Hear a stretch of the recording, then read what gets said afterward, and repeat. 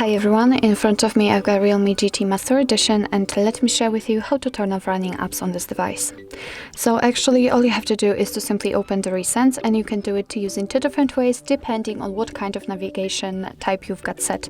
If you've got the gestures just like me, all you have to do is to simply swipe your finger up gently and hold it somewhere here and the recents will appear.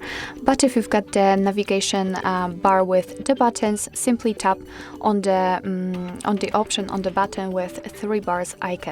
So let me enter the recents. As I said, swipe your finger up gently, and here we've got all previously opened apps. If you'd like to close only one of it, then find it and swipe it up just like that. But if you'd like to close all of them, simply tap on close all.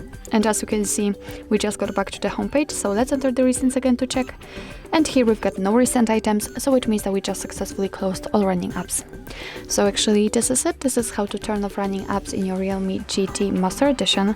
Thank you so much for watching. I hope that this video was helpful, and if it was, please hit the subscribe button and leave the thumbs up.